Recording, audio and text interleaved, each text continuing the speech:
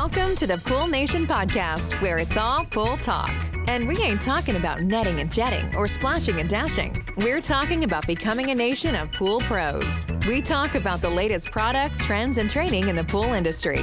Now let's welcome your host, with over a decade of industry insider experience and still the reigning champion of Marco Polo, Edgar De Jesus, and his co-host, John J.J. Flawless, the fastest netter in the West, and Zach the Pool Boy Nicholas.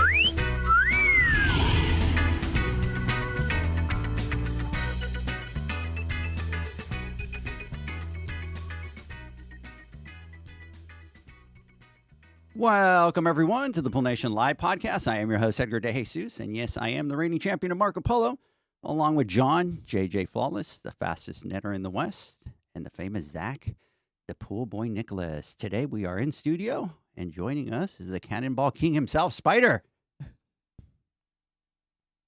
Hey, we go.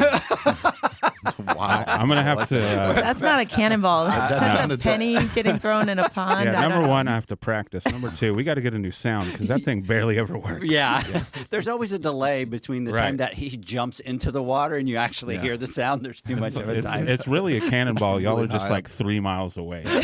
Really high up.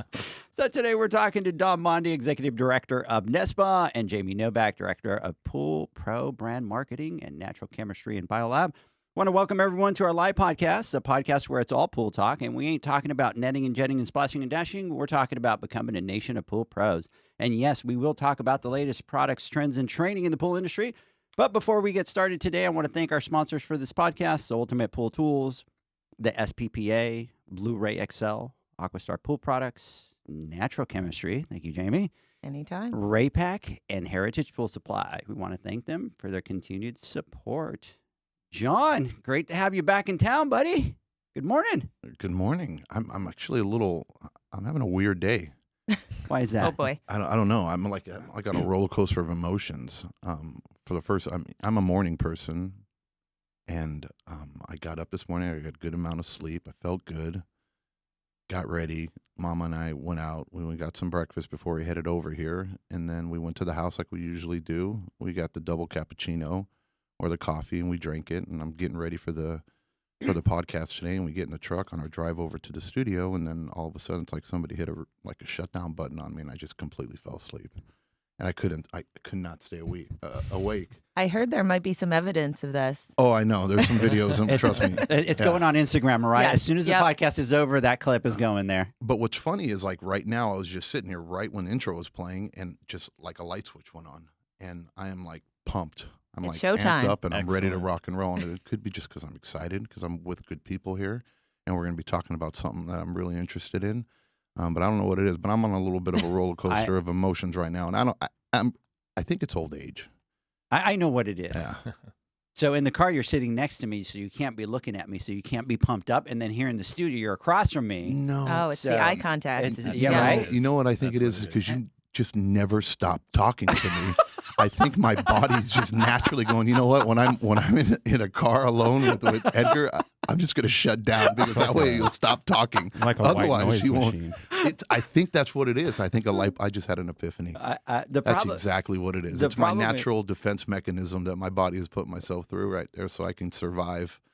I have a problem then, because Janie fell asleep too, and Yep. Janie never falls asleep. Yeah, She's true. always up. You fall asleep, she doesn't. Yeah. So let's clarify. Janie, John's wife, Right. fell asleep. Yes. Jamie was Yes. driving the other car with Dom. Yes. Yes. Yes. She was Like, it's decidedly really not sleeping. No, that you know of. But in all seriousness, I'm super excited to have this podcast. I love being out here in Texas. Jamie, always a pleasure seeing you. You as well. Dom, it was a pleasure meeting you. Like I said, this podcast and what you guys do, I can't wait for our listeners to hear about the show out in Atlantic City and what you guys have and what you've been doing for years.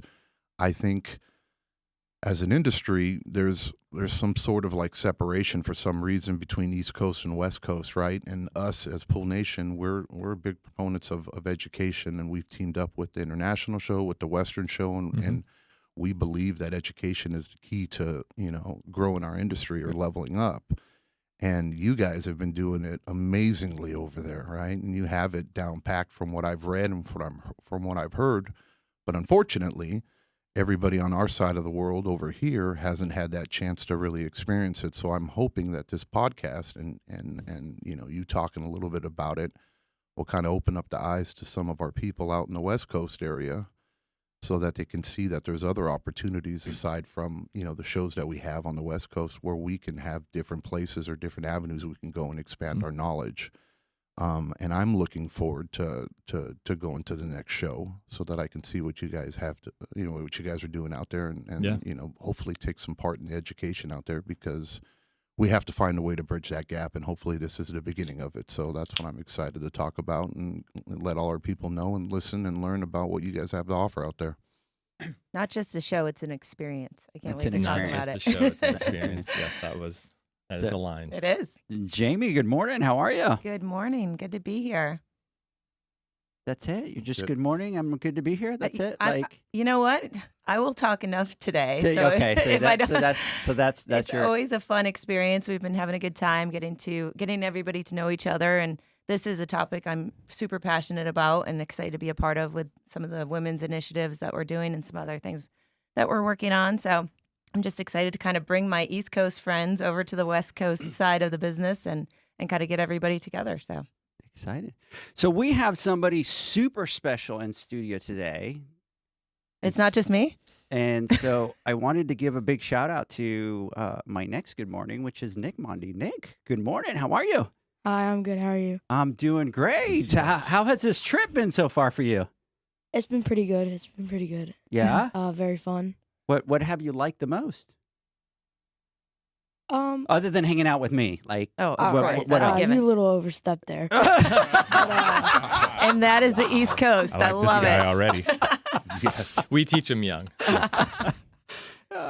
So what have you liked the most out of? There wasn't really anything bad Uh-huh. per se, Uh-huh. but The video studio is pretty cool, right? yeah, the video studio was pretty cool. Wow, how about Yeah. how about the Soccer Hall of Fame? Was that cool? I was getting to that, Okay. but that was really cool. Seeing as Tim Howard went to the same high school as my dad, and just Nice. knowing that he was on the professional soccer team Yeah, it's pretty neat to is see. pretty His, cool. he was walking the halls with me, and his big Yeah. body's diving in a goalie save across the wall. I know that guy. Oh, that's cool. Yeah. That's awesome. So, did you like last night? Yeah. Yeah. What was your favorite part? Well, definitely the cars. I was gonna say definitely the car. This is a right? car guy over Yeah, here. Oh yeah, big time. He's like, "Do you know what that is?" I'm like, "Nope, no idea. Don't care. I drive a Honda." Yeah. Awesome. Well, listen, we're excited that your dad. So for everybody listening, Nick Dom is obviously Dom's son. I said Nick Dom. It's Nick Dom. Nick Mondi. Let me get that correct, right? Because if not, he's going to burn me. So, so anyway, so he came out. Dom brought him out, and we're excited that he was able to kind of bring him out here, and we've enjoyed hanging out with you. So thanks for playing and jumping on the podcast. Yeah, Dad, thanks we for kind of having kept me. it from you. We kind of didn't tell you he was going to jump on. So You can't really keep him quiet anyway. He was going to work his way in one way or the other. there you go.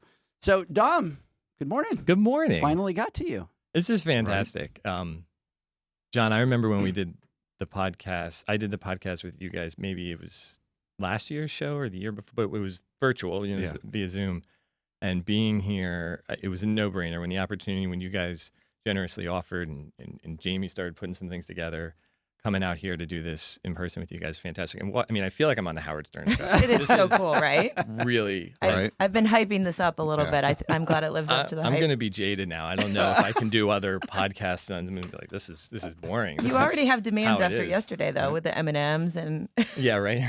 The talent came out right yesterday. Yeah, and it's been a great couple of days here, so I'm really looking forward to all these conversations, John, about what we're doing at the show, but also hearing more about what you guys are doing and talking about our foundation and some of the good things. There's a lot of people out there in the industry doing great things, and love being with you guys, who are certainly a team that's doing great things. Thank you. We definitely appreciate that. All right, so let's get through a couple housekeeping notes here, and we will jump into this podcast. So, for everybody listening, Pool Nation Boot Camp in Vegas is sold Full. out. we're actually Full. oversold it a little bit. So I Well, need to we call say them sold out, but it's not sold out because we're giving it for free. So it was kind of weird, right? When I was doing the post too, I was like, how do I word this? I'm not going to say sold out because It's we full didn't out. sell it out. that. It's full out, right? Yeah, we're a Took full out. We're full out. No more room. Yeah. So I'll have to reach out to some of the manufacturers because we've kept allowing people that had already booked and they forgot to book the training stuff, but they had booked their travel. So it's going to be a fun event, but we're going to be doing some pump and ozone installation and programming with Aquastar, automation installation and programming with Hayward, heater installation and troubleshooting with Raypack, salt system installation and troubleshooting with Hayward. And then on Monday, we are going to be doing water chemistry with Terry Arco, managing salt systems with David Jones, ozone systems with Steve Barnes, next level water chemistry with our friend Alicia Stevens, and then Jamie. Jamie's on the this docket. Is the one we're looking forward boy. to right here. Yeah. The specialty water care Oh, with boy. enzymes and phosphates from Mrs. Jamie Novak. Always some entertainment in those classes, whether intentionally or unintentionally. So we're excited about that. Also, we have the Pool Nation Awards on the night of the 14th, and those are sold What's that? out. And Never heard of we it. get that all the time. So those are sold out. The after party is sold out. It's going to be an epic event. We're all definitely looking forward to that. I do want to give a shout out to all the sponsors of those events: the SPPA, Ultimate Pool Tools, Blu-ray, Hasa, Aquastar, our friends at Biolab, Natural Chemistry, Hayward, Raypack, Heritage Pool Supply, and then some of our new sponsors: Lamont, Yes. APSP San Diego chapter, and Mikey from My Quick Coupler. Yeah. That's a tongue twister. Say that Yeah. a few times. I fast. know, right? So, anyways, we will see everybody in Vegas. We're getting close. We're down to 20-something days, and the planning is coming, and ready or not, here we come. Yeah, we know it's go time when we're going to get fitted for our tuxes. Oh, I forgot Right. about that. Yeah. Yes, after Yeah. the show, we're got to go get. So the question is, what will we wear this year? I know. So that's the big Well, question. we're going to set the tone for the attire for the whole event. So we got to figure it out. We're going to come up with something a little fancy. I hear Yeah. Jamie has a gown picked Ugh. up. Ah, yes. That was a process. Yes. I went to the murder mall and went shopping. It was not my favorite part, not the best part of town, but I went and got a gown and got a deal at the same time. So here we are. That's awesome.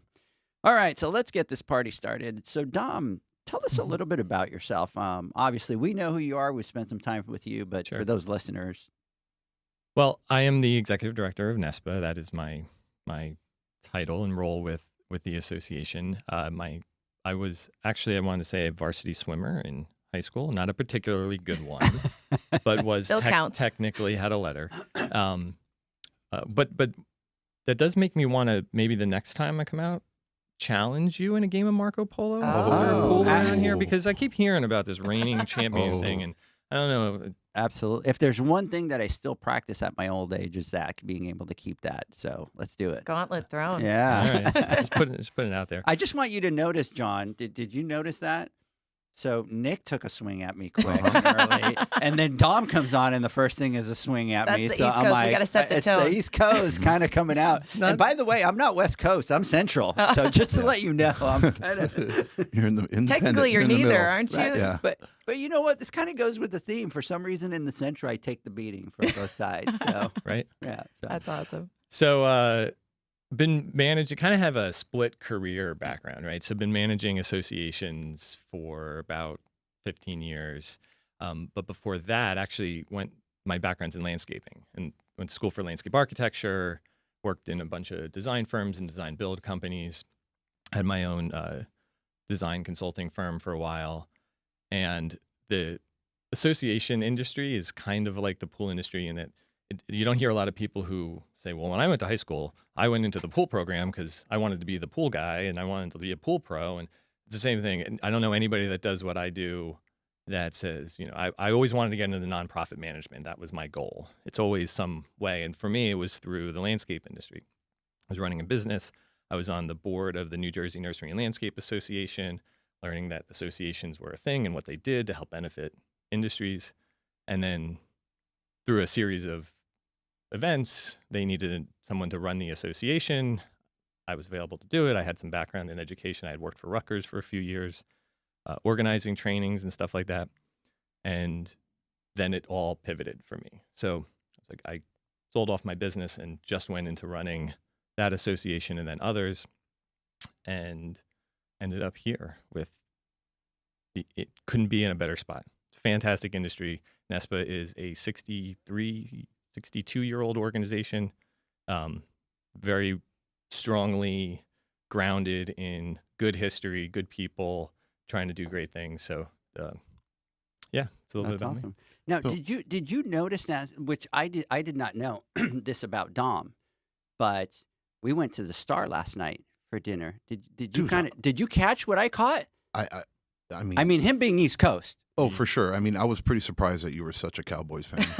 Oh yeah, right. You're gonna get him killed. You know how many selfies he took over there at the Star? Right. Right.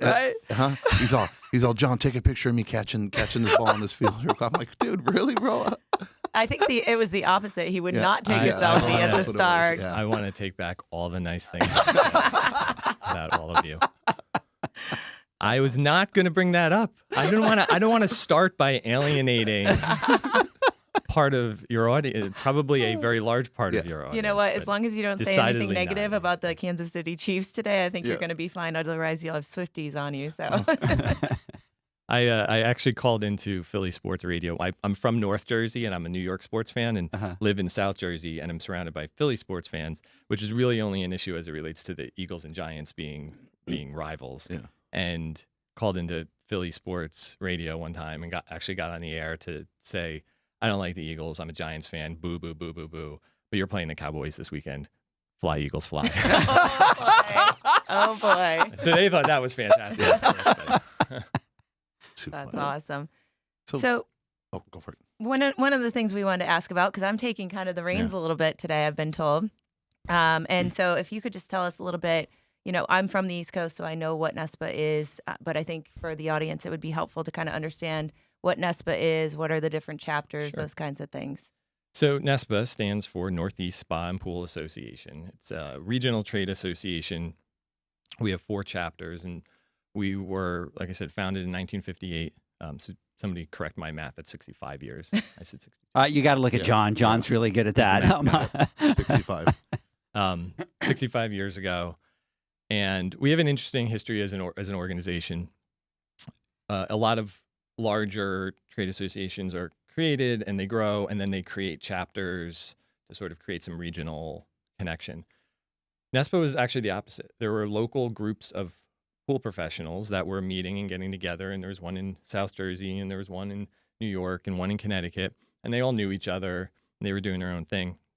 And as they started to grow, and they wanted to start a trade show and do some other, broaden their overall reach, those chapters actually formed this regional organization to help provide support to the chapters, to own and manage this larger trade show event, and do a bunch of other things to help grow the industry. And as that's happened, we have a very robust and loyal membership base. And that's one of the things that's the best indicator of, whether or not we're doing a good job. We have about a 92% retention rate on our members. And what that basically means is when people join, they stick around because they're getting some benefit. And it's different for everybody. Some people, it's discounts at the show. Some people, they support what we do to help advocate for the industry. Some people feel it professionalizes them to be part of an organization that works on codes and standards and things like that. So we're a membership-based organization, volunteer-led. So what that means as a trade association, we have a board of directors that sets direction, sets policy, sets strategy, but they're all pool pros. Everybody's a volunteer. They own their businesses or work in their businesses, and they're out there doing it every day. And then come to the table with me and say, all right, here's what we're seeing. Here's what's happening out there. And it's not from a distance. It's not, oh, we did a survey and this is what it said. It's these are the people in the field every day getting wet, figuring it out. And then my job with my staff team is to take all of that and go, okay, so what can we do to make things better or to at least create opportunity, right, for people to learn and people to grow and so on.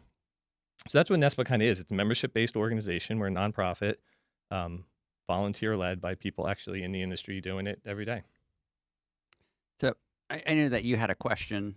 Yeah, no, I mean I was kind of blown away by that figure, 92% retention. I mean, we live in an age right now where there's other associations out in our industry right now that are just struggling trying to find and keep members, right, or to grow their base.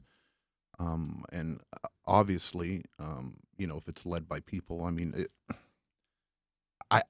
what do you think the secret is? And I know this is a little off topic here, but what do you think is the secret into your guys' success in retaining and keeping members, or growing your user base? Yeah.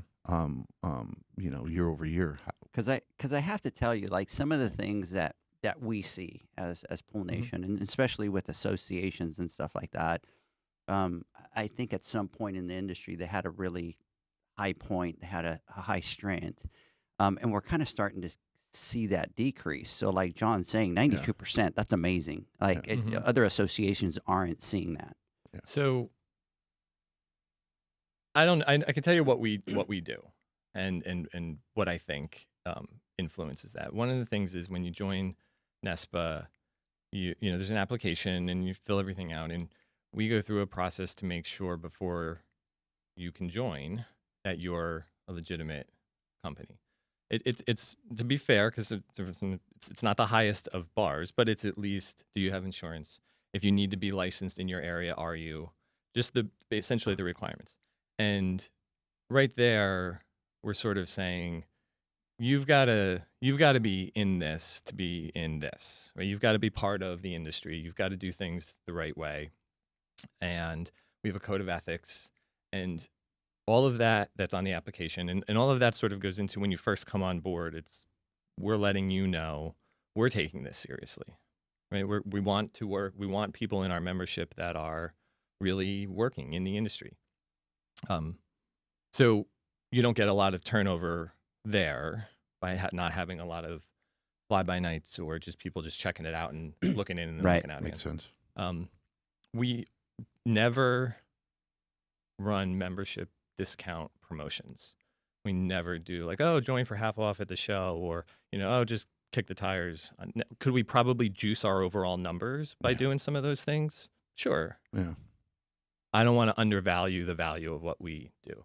Sure, then members receive discounts and benefits on other things, on training and education and whatnot, but the membership is kind of where it starts. Like, we want you to make that commitment, and we're going to make that commitment to you, right? That we're going to offer what we can.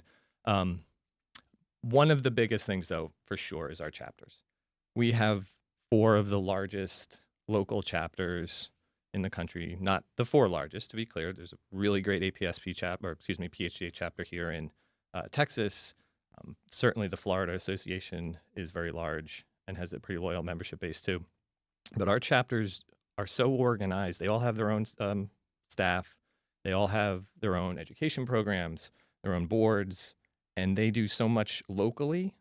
And it's all one organ. You join one. So you join NESPA and you're a member of your chapter, you're a member of NESPA, and you're also actually a member of PHTA when you join us, because we have an agreement with them. We can mention that later. But so there's so many ways for people to engage. There's a lot of our members, I never see them. They never come to my office for training. They might not even go to the show, but they love what's happening right where they are, what their chapters are doing. Some people don't even know they're part of a chapter. They're all about coming up to NESPA, going to the show. That's what it is. So there's lots of different ways too. So whatever you kind of need for you and your business and your team, there's a lot of different ways to engage and find that. And NESPA was pretty active during COVID as well, like just with resources and information to its members, providing all of that. I remember hearing things like that from my end, even as the manufacturer. Yeah, I mean, it happened across the whole country, but we ran into a lot of essential worker type issues, certainly in New York and New Jersey, actually Connecticut too, where we were told we couldn't work.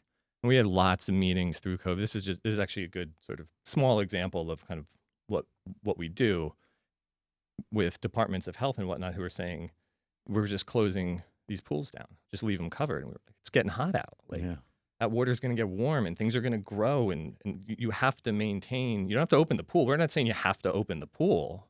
But you've got to let the maintenance teams come in. You've got to let them do their thing. You got to let them start up that equipment and move that water around, or you're going to have a whole nother health issue. And they did, because sound logic, and it wasn't an issue, but without us to have that conversation and make those points and tell them that, they wouldn't have. How would they know, How right? would they know? That's not their specialty. Right. So I have the two questions. So I want to talk about the different chapters that you have there, but then can you talk a little bit specifically of kind of what are some of the things that the chapters do individually? So we have 4 chapters. So we have the Penn Jersey chapter that covers Eastern Pennsylvania and Southern New Jersey. We have our Metro chapter that's North Jersey and New York City up the Hudson Valley. And then we have Long Island, which is its own chapter. It has to be. You can't get to a meeting if you aren't on the island, right? They're very much their own thing. I love all of you on Long Island. They would agree with me. And then Connecticut, as a state, is its own chapter. It's the only state and chapter that are specifically aligned. They do, like I said, they do a lot of what we do just locally, and that's such a great connection point. So they're running trainings, they're running certifications. One of the big things is we have a lot of licensing in the Northeast. So New Jersey is coming online now, where they're going through the regulatory process to get that license active, but it's in law. Long Island has a pool license tied to their home improvement contractors registration. Connecticut was one of the first states to have licensing. And the chapters, because they're local, are a great resource for folks to know, what do I need? What do I need to do? When's that next class? Who do I talk to? They're giving me a hard time. Do you know anybody that, can you help interface with me with the government if I need it? So that's a big resource. Jamie's actually on the board of our Penn Jersey chapter. Mm-hmm. So she can. That's a very active chapter. It's a lot of fun, but a lot of work. I mean, people don't see the amount of behind the scenes work that goes on with these different memberships and just trying to get the word out on the trainings and the education. That's probably the most important thing that we work on, but also just increasing membership and getting people to the show. We have a really cool event coming up at the show we'll talk about in a little bit. And then, the party for the Penn Jersey board or Penn Jersey chapter. So, that's something that I didn't realize kind of as an outsider looking in that I could get involved in. You have to have this willingness to serve and be part of the group. But once you are, I mean, it's endless what you can do with the group and get involved and get to meet people you never would in the industry typically. So that's one of the things that I like. And I love hearing people sharing best practices, even at the meetings. This is what I do in my business that works. And then somebody tries it and they come back and say, well, what about this? So there's just a ton of collaboration in these groups They're as well. great incubators for ideas too, because it tends to be local people speaking their own vernacular. You go to a NESPA board meeting and our board is set up where all the chapters are represented by our bylaws. So everybody has to be at the table. And it's fun because folks from Connecticut are different than folks from South Jersey, different than someone who lives on Staten Island. And it's interesting. And everybody gets along great. They bounce off of each other. It's fun. But then when you go to your chapter, it's like everybody who's they're in line with you at the counter. You know who they are. You're friendly competitors, and things come out of those conversations at those meetings that then come up to us and go, "This should be a program at the show," or maybe we need to write something about that because it's just like we were saying. It's listening. It's a great chance to listen and hear what's really going on. So we have lots of ways that we stay in touch. All of the chapters have their own volunteer presidents. We do a quarterly call with the NESPA president, the chapter presidents. Everybody's talking to each other. All the people, all the key staff members at the chapters all have a monthly call with me and my team to make sure we're talking.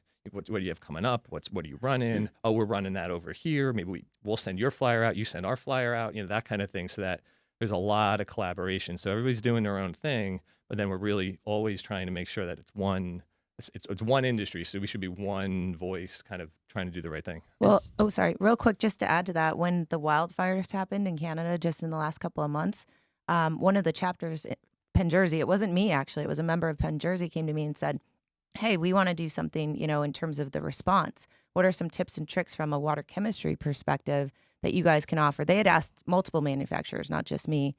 And we kind of jumped on that really quickly. And within a week, we had a webinar for the members, open to anyone. And it was brand agnostic. It wasn't a sales pitch. It was, these are some of the things you can do to set your pools up for success now that this crisis has happened, and just kind of give these resources. And then I think your team took it and blasted it out to the entire membership. So just those kinds of things, being really agile to world events is super helpful as well. Now, so you have NESPA and you have all these chapters working, and it sounds like they they kind of drive a lot of their own. Do you as an organization have maybe like yearly goals where it's like, okay, this year, here's the 3 areas of focus that we're going to do, right? And you all can do whatever that you want, but do you have like from a big umbrella some Yeah. goals of what you guys are going to achieve during that year? And it's next week, but we do I don't want to call it an event. It's more of a meeting Mhm. every year at the end of October. That's an invite to all of the members of all of our chapter boards and the NESPA board. Mm. And the focus of it is exactly that. So we'll have a team that'll meet around membership, whether it's increasing benefits or, doing membership drives or how do we, and You it's don't need to meet on retention. You're already doing that pretty well. No, just kidding. 92%. I want You never- 99 by next year. never stop trying. to get better, 99.9, Jamie. please. You never stop trying to get better. And that's what they do. They get together from across the region and we'll say, here's what we're doing, at NESPA, and maybe try this, try that, and then they'll talk to each other. And that's what we do. So we get together, and then that helps drive the year. What are we trying to accomplish? We, despite the fact we've been around for decades and are of a pretty decent size and feel like we've had some success, we never want to stop. We don't want to ever feel big, if that makes any sense, because we don't ever want to feel corporate, right? We don't ever feel too caught up in our own structure of things that we can't say, this wildfire thing just happened. Let's flip and let's get that out and let's get this done. I don't ever want to be in a spot with NESPA where I have to say, that sounds important, but you know what? It doesn't fit into the column of educational goals over the next 3 months. It's not going to drive ROI on this. What do you need? What does the industry need? And how can we get there? Sure. Obviously, we run a very large trade show. We have a large membership base. There's all these chapters under us. They rely on us. Sure, we have structure. Sure, we have programs, obviously. But we never want anybody to be like, oh, NESPA's just this Big monster. Yeah. And we have to do what they say. No. We're interactive, collaborative, family-oriented. I think you nailed it. You answered the question completely, and it makes sense. And you can apply what you're saying to pretty much anything or any successful business. What I'm hearing is, you guys have rules, you have structure, right? You don't deviate from those. You empower the chapters and the people that are a part of it to be able to do things on their own. And more importantly, you listen to them, right? And it's not the powers of be, say something, this is what you need to do, and everybody feels handcuffed and that they don't have a portion or a piece of it, right? And that they're just listening and following orders and doing, this is what I need to do because these people said this, and we're kind of like handcuffed and we can't come up with our own ideas. Where you guys are obviously, from what you're saying, is that you empower your people to allow them to do certain things, and obviously you listen to them more importantly. And I think that's a success to pretty much any company. I mean, you can apply that to anything, especially as a business with your people and your employees. That's pretty amazing. It goes into my next question. So if somebody wants to join NESPA, how do they join it? It's pretty straightforward, right? So go to our website, nespapool.org, NESPAPOL.org. You can find the whole membership section with all the information, application, all of that. There's an online or a PDF you can print out. You can email us, info@nespapool.org. Al Guzman's been with NESPA for 20 years. He's our membership director. Jess is on our membership team. Either of them will field those emails, take those calls, follow up with if they're just doing info request on the website, and walk you right through the whole thing. And part of the process there, right, is sure you got to do the application. We ask for some information, but then before you ever you're going to talk to somebody. You're either going to talk to them. Most of the chapters have someone who will call you and just say, "Hi, got your application. A couple questions." And it's so that you're in, like, that's the thing. We want to get to know you. We want to know what you're all about. So it takes 6 weeks from when you send in the application for it to kind of go through that process, make sure it's complete. If you're missing any information, we'll reach out, we'll ask you for it, walk you through all that.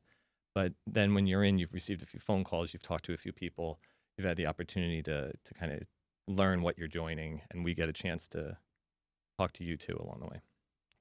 That's awesome. I have a couple questions.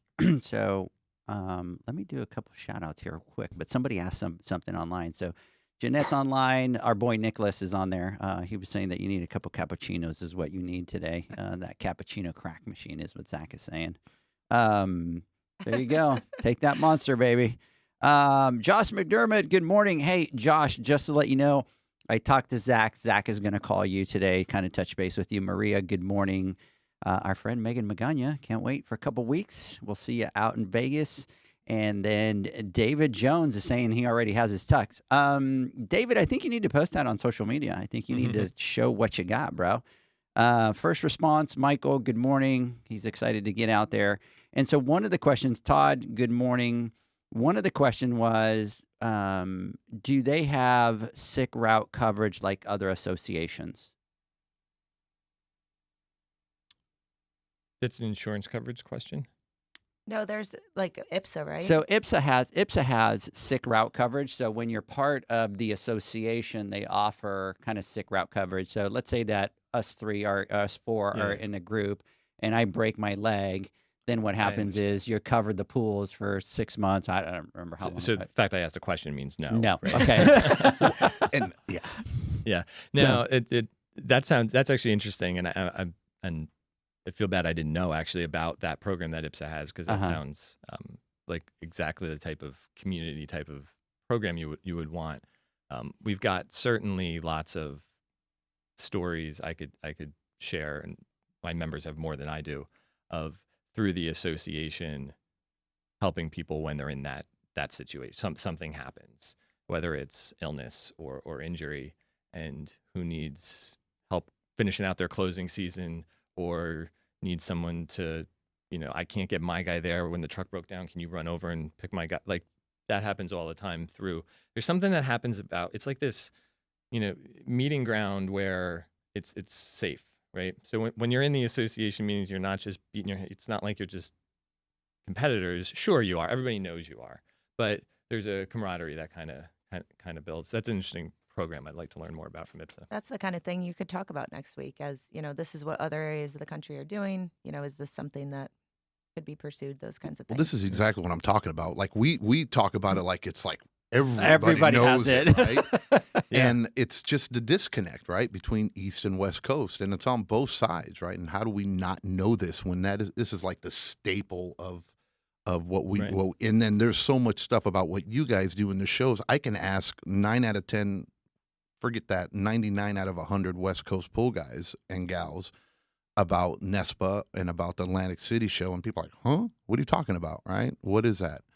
And this is what I'm saying, where we got to like be able to kind of like work together, and kind of bridge that gap so that we're not, we're a community or an industry as a whole, not just, one portion of the area and the other portion of the area. And I only know about that from working nationwide. I'm all over the U.S. and Canada constantly. And so I've heard about that in my travels, and it sounds like a great program. And you're absolutely right. That's a best practice that could be brought to the East Coast, whereas there are East Coast practices that could be brought to the West Coast. It can be. It's a practice, and sometimes it's like the worst thing, and sometimes it's the best thing. So don't think it's all sunshine and rainbows, because that is one of the things sometimes that IPSA is having the biggest trouble with is, that's what caused people not to join sometimes, because they feel that they're obligated, right? Or you're in a group of, some people that are however it may be, and you got a bunch of youngsters. How do you recruit younger people into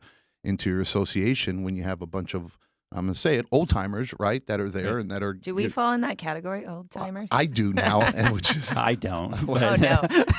and young at heart. Yeah, always. Yeah. And then where they happen to get sick more often, or things are happening, right? And then now you have all these newer folks that you're bringing in, and all of a sudden everybody's doing pools, and then it starts to create hostility. Yeah. And you don't get that, that family. It's more like, oh, now I'm doing pools for free or something like that. And then you have other people that love it, and again, it all just kind of depends, but it's like a great thing, and sometimes it's like the downfall too. So there's elements of that could be pursued, for sure.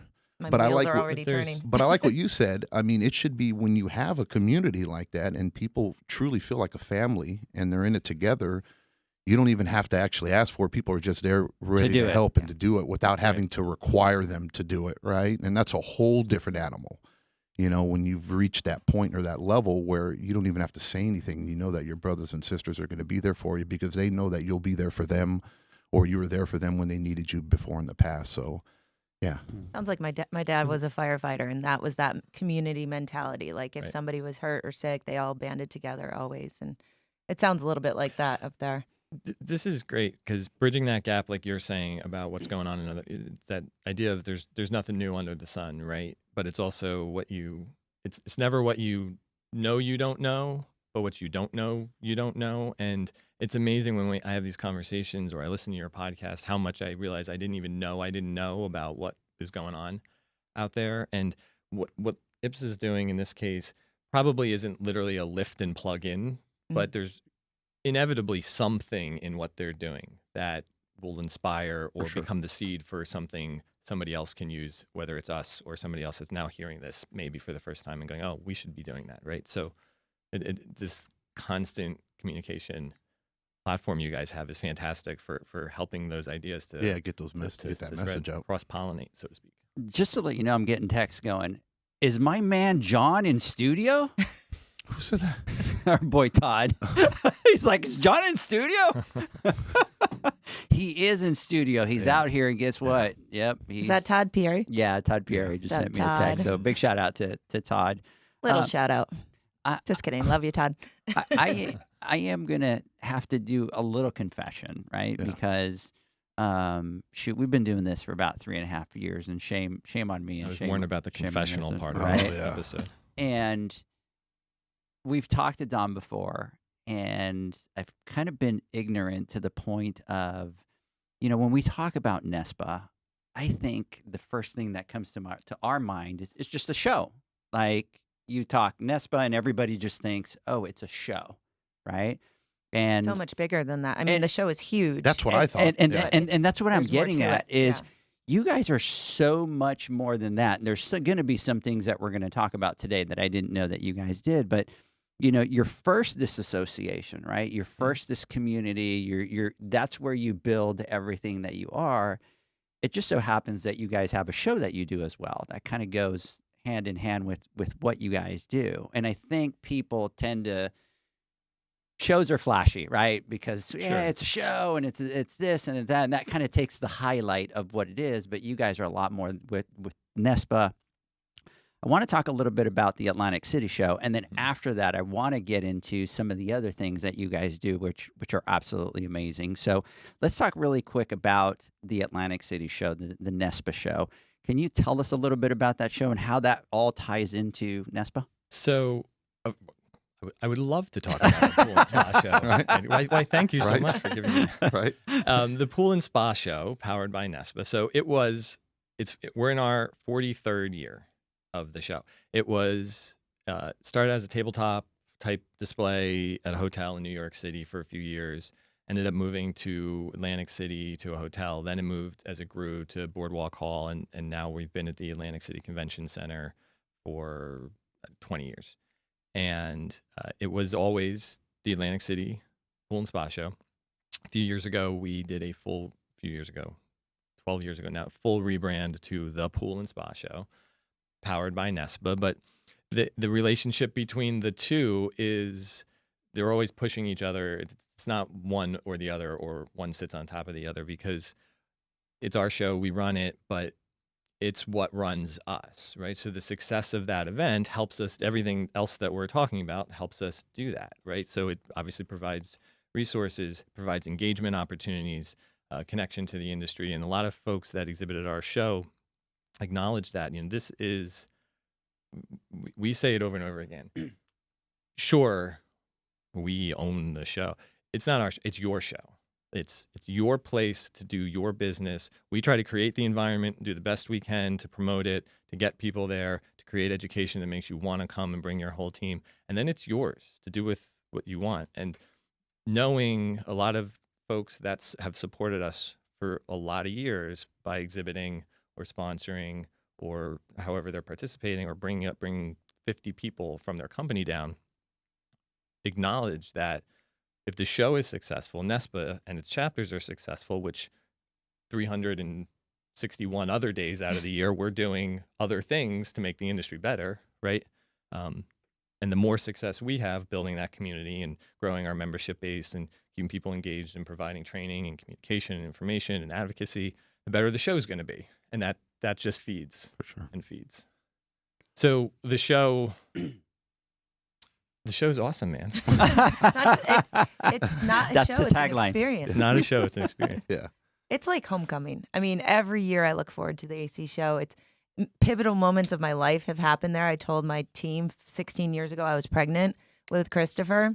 You know, it's such a part of my year and my life that I look forward to it every single year. And I know so many other people that do. It's awesome.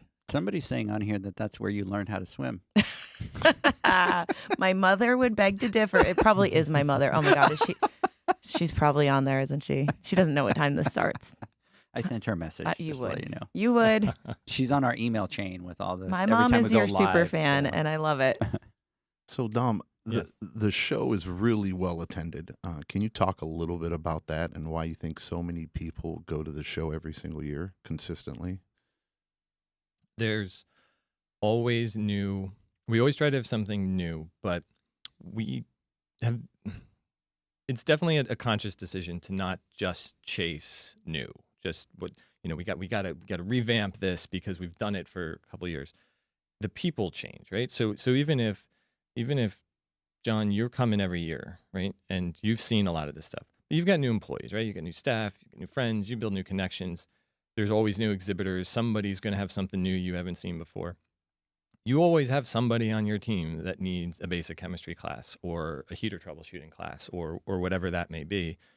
And we have this educational calendar that is about 120 programs, everything from multi-day pre-conference certification programs to 2-hour manufacturer-based how to fix something or how to troubleshoot something. So everybody can engage. We've got business programs. So you've been coming for a few years and you don't really need, you know where you get your technical training, you're pretty good, you send some of your team members, but here's a great session on how to market my business from someone I've been wanting to go see, but I haven't heard from them before. I'm going to go to that instead and work on the business side, work on my business instead of in my business this time I'm at the show. But I have to also say it's fun. Yeah. And I think there was almost like a hesitation to like lean into that from talking about the show. People are like, we don't want to say it's just a good time because it's not just that, but it is. This is Jamie's homecoming thing. I mean, the people that come year after year after year, it's because they might have friends or colleagues that work 2 states away or might work halfway across the country, and the only time they see them, they text, they call. They've built a relationship is there, and they and they go out to dinner, and there's tremendous restaurants. You can stay at resort level casino properties for $69 a night, right? Because it's off season because it's a shore town. And the weather is glorious. The last week in January, it's always top notch. People say, "Oh, why Atlantic City in January?" And that is such a part of the culture of the show that I couldn't imagine it Right. not being that, because It takes over when the you're town. there, it's 12, 13,000 people that are all there across 5 properties in the convention center and all the restaurants and all the bars and all the things to do, that everywhere you go, you're bound to meet someone. You're bound to run into other pool pros that are there for the same reason. It's just, you feel like you're in it when you're there like that. It is this community. It's like a big high school reunion. Everybody there. Maybe you don't know them, but you know they're there for the same reason you are. It's just a great vibe. That's awesome. Hey guys, let's do this. To my friend Spider, let's take a word from our sponsors. When we come back, we will continue. And yes, John is in studio today. The Hyper Pole from Ultimate Pool Tools is a pool care pole designed by pool professionals for pool professionals, featuring precision-crafted carbon fiber and stainless steel construction. Go to ultimatepooltools.com or Instagram at Ultimate Pool Tools. Pool pros have specific needs when it comes to general liability insurance. The SPPA program has you covered. With 3 tailored and customizable general liability options, SPPA makes it easy for pool pros to feel secure. Find out more and get covered at thesppa.com.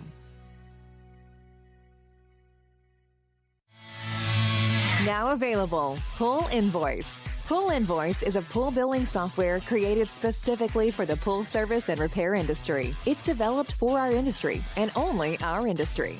Pool Invoice is built with recurring billing in mind. You can print, email, text invoices, or even send via WhatsApp. You can add reoccurring or yearly charges, accept credits, and set up autopay. You can even see when customers have seen the invoice. It even has a customer portal where they can log in and see, print, and pay invoices. It has all your customers' information on one page, so you don't need to search through hundreds of invoices looking for the one you need.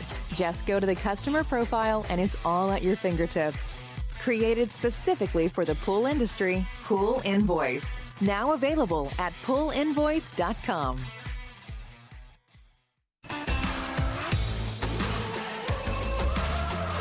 Blu-ray XL is the power of minerals working for you. Reduce your overall chemical costs and labor up to 50% guaranteed. Whether you have 20 accounts or 20,000, Blu-ray XL's direct pricing and free shipping to the pool trade have you covered.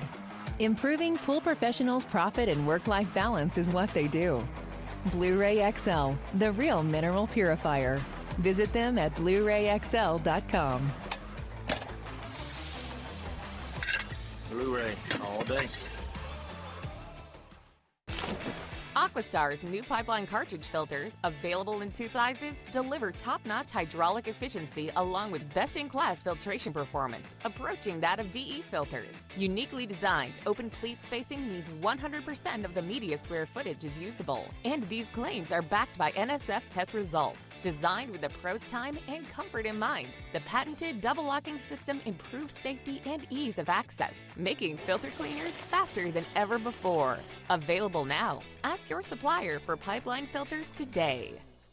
Natural Chemistry, a leader in specialty water care solutions for over 30 years, is proud to provide products that make pool service easier than ever before. Its unique enzyme formulations in Pro Series Pro Blend improve efficiency of your pool program while reducing frequency of filter cleaning and scum lines. Natural Chemistry is also well known for its wide variety of phosphate removal solutions that include a non-clouding formula in Phos-Free and extremely high-range removal with Pro Series Phos Remove or Phos Free Max. Save time, save money, save work with Pro Series products. Stop sacrificing durability or efficiency with the help of Raypak's new Avia HD models that utilize NITEC, their exclusive industry-first technology. NITEC heat exchanger technology is Raypak's latest solution to superior strength and maximum efficiency when it comes to residential pool heating. With 900% more nickel compared to copper nickel in critical surfaces, NITEC creates an ideal surface to protect against scale formation and erosion without compromising on Avia's 84% thermal efficiency. Learn more at raypak.com/NITEC. Welcome back, everybody, to the Pool Nation Live podcast. I am your host, Edgar DeJesus, and yes, I am the reigning champion, Marco Polo. We need more sponsors, man. We need more sponsors So the to go a little bit longer. Did we lose Dom? Yeah, we You lost. ran him out of town already? So Dom just kind of went, you know what? I'm out. I'm He out. threw his yeah. These guys talk too much. I'm out. I gotta, Yeah. they got too many questions for me. So, anyways, John, I was just gonna ask you something, and I just kind of blanked there for a minute. But do you have lunch picked out for us? I don't know if your mic has picked it up, but my stomach over here is like, Oh, dude, I've been hearing a couple Did you stomach hear it? growls. Oh, for I'm sure. like, I thought it was Jamie for a second. I was like, No. Jamie's hungry. I am hungry though. I thought it was me, but it sounds like everybody in here. You is heard it hungry. too, Spider? You heard it too? I think it was coming from my stomach. Yeah. Oh, it might have been Spider over there, but I don't know what it is. It's like today I just woke It's up. because like, I'm in town, And- and your and, body has learned, right? yeah. That hey, look, it's muscle memory. You know that you're going to eat, and you're preparing for it, and your body's ready for it.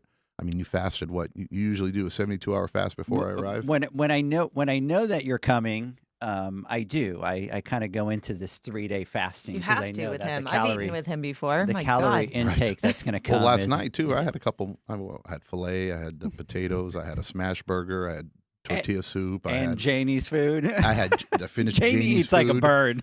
Right? I finished. She took like Janie's 3 food. bites and I he ate had the rest. pecan pie and a cake, Oh, that's all impressive. in one sitting, and everything was finished. It was really good food. Yeah, that was a It good was meal. really, really I good enjoyed food. that. That was a Yeah. good pick. Did I pick good? I picked You a good picked it? restaurant for it. Yeah, You I didn't picked it pick last it. night. Janie Yeah. You picked it. totally did not pick that. That was Jamie me. picked Thank it. you. I will take all the props. Yeah. That banana pudding or whatever. I feel like that always happens when you're in a town you're not normally, and you're here a lot, but like we went out after some of the stuff we did yesterday, knowing we were going to dinner in 2 hours, but we're like, I hear these Jake's burgers are really good. Right. So, me and Nick went and ate dinner before dinner because It was I'm Leonard. gonna Here make now. I'm gonna make a confession. As soon as we left, what I say, we went to Johnny's Pizza on the way home, Like, and I ordered yeah. a large cheese pizza because I love their pizza. Their pizza's like delicious, and we get it. It's like every time we come at nighttime, I always get it. So Oh my goodness. yeah, So, and it was just cheese pizza. Like you didn't go all out. on well, the I pizza? usually get the cheese pizza. I didn't because I ate so much during dinner that I usually get. They have an extra large pizza, which is just ginormous. And then Janie loves, or Mama loves, those little pepperoni rolls. But no, we did not do it. And the reason why was because it was at 9:30 when we called, and they closed at 10 o'clock, and we couldn't, and we barely got in. So when we made our phone call, we said, "Hey, look, guys, we're looking for our pepperoni pizza that we get every single time." They know us by name now. Of course they do. Yeah. So they had it ready for us within like 15 minutes, and we picked it up on the way home. And then when I went there, I ate half of it, and I got the other half for today when I get back. So I ate filet. I ate potatoes. I finished off Mama's filet. I had that chicken soup. I had the pecan pie. I had the chocolate cake. I didn't eat any of the appetizers because those are for Brussels and he's sprouts. wondering and why crap. he took a nap. In Yeah, the truck. exactly. Exactly. And I had half a pizza. So, and then I'm ready to rock and roll. Well, not to force an awkward segue, but we have great pizza in Atlantic City, Yes. Mm. That is true. I do among have other things. I do have to tell you. So I let John try mine last night, and so I go, Oh, here, yeah. I try had it. some of that. And he went over and he took like half of I it and did. he tried it. No, and then, I took and then a I little go, piece and then I liked it, and I took half of it I go, let me afterwards." try yours. And he cut a little piece like that, and he gave me a little piece, and he goes, did there you not. go, I you did did. I think that's the most I've ever heard of John sharing food. So I he did must not. really Yeah, love exactly. you. It was that, like, right, Janie? There were like little squares like that, and he cut a little like tiny sliver and said, "There you go, try that." So that was so. So maybe that's why I'm hungry because I only ate half of my food last night. Probably. Dom, you were talking a little bit about some of the education Sure. that you have, but can you talk a little bit? You know that we're big into the education course. side. Could you talk a little bit more about your education? So our education conference is newer to the. When I say newer, about with the show's 43 years old, probably about 15 to 20 years ago, we started adding education in as its own thing. It started as a trade show event, and you can imagine in the 80s and 90s, pre-internet and what that you had to go meet people to do business. The trade show still serves as a huge business function, but it's obviously changed in a lot of ways. But the conference has continued to grow. And there was someone who worked for NESPA for a lot of years who anybody listening in the Northeast will know. Her name was Paulette Petrak, and she worked for a few years with, and did you ever know Paulette? I don't think I actually met her, but I've heard about her for years. She worked for APSP when it was it was NSPI at that That's point. going way back. Yeah, for a few years, and then came to work for NESPA as our education director, which was a new position at that point. We were starting to do more education and grew this conference from a few classes into what it is today. So what it is today is it starts actually Sunday with some pre-conference stuff, and then all day Monday before the trade show opens, and runs through Thursday. So that's 5 days. 5 days if you're taking some specific classes, 4 days of education. Otherwise, it's about 120 programs. It varies a little bit year to year. I think this year's number is right around there, might be just over. And it runs the full gamut of, we have the industry certification programs that PHCA sponsors and creates. We have Genesis programs. We have Watershed University programs. We run NPC's startup certification. We have our own NESPA programs that we've developed our rookie school is a big one, pool openings. And then we have a huge array of industry trainings, technical classes done with partners. Chris Marcano from NC Brands is the debate. It is Marcano, by the way. Chris Marcano. One of my favorite Atlantic City stories of all time. So Chris always has a huge crowd, in the hundreds, 300 people, 400 people at his classes. And I sent a dancing chicken to his class, and it was one of the funniest things I've ever seen. I'm pretty sure I wasn't supposed to do it, so I apologize in advance. But it was one of the only times I've been able to embarrass that man, and it was amazing. So 350 people. It was fantastic when she did that, and I had people finding me going, "Did you hear about the chicken? Did you hear about the chicken? Were you upstairs when the chicken?" What are you talking about? Sorry, Dom. I'm getting a visual right here. Dancing I have chicken. videos. Right. Okay. I have videos. I have pictures. Please share those. There's a lot of great stuff like that happens because, again, this just to reinforce that same theme of it's your show and the community that's developed there. It was where his birthday, in it's a fairness. I speaker's didn't just do it out of nowhere. Or there's some reason to do something fun like that. We have the entire convention center. Every room has something going on in it. And the building, if you haven't been there, it's kind of like there's the trade show floor and then there's the third and fourth levels of all meeting rooms. Mm-hmm. And it's everything from 15 people in a room learning a specific skill. Last year we did a hands-on how to raise a above ground pool. Mm-hmm. Right? There's a lot of people that's part of what they do, right? So we had one of our manufacturers come in and teach a class on that for someone who maybe was getting those requests and wanted to learn how to do it, up through Marcano's Good chemistry job. classes where there could be 450 people in a room to hear him, go through whatever he's working on. Most of the people nationally that are training for companies are at the show doing programs. We have a whole business track that's grown over the years, and that has a lot of. Every year it's different. Could be some years it seems like there's more marketing programs or more how to organize your business better. And sometimes we've had financial type programs, how to better pricing strategies, things like that. So whatever you're kind of looking for, there's a lot of programs in size, in scale. And then we do specialty workshops too, depending on what's going on. So this year, and Jamie's involved with this, is the second year we're having a women's workshop for women in the industry. As we mentioned, our Penn Jersey chapter has a really great women in the industry networking group that's active all year round. Jamie with a group of women from that networking group, and Kelly McKelvey, our communications director at NESPA, has been supporting them from the staff side. Have put together a great. I'm really excited about it. It should be a really good program this year. That's something I'm really looking forward to. It's an all-day event on the Monday of the show. It's going to be basically a personal deep dive. We've got a powerhouse of women. I can't name everybody, but you guys are all amazing, working on the back end to make this something special, something like you haven't seen before from this women's event being all day long. So, kind of like what we did with the women's event with you guys, but even bigger because it's all day long from our perspective, the first year. Now, I know this year we did it as well, but it's going to go into things like setting healthy boundaries, your personal brand. That's a passion topic for me. It's going to go into things about personality assessments and learning how you can taper, your approach to people. Different personality types should have different approaches and things like that. So it's going to be a full day of really comprehensive soft skill building, effective communication, those kinds of things.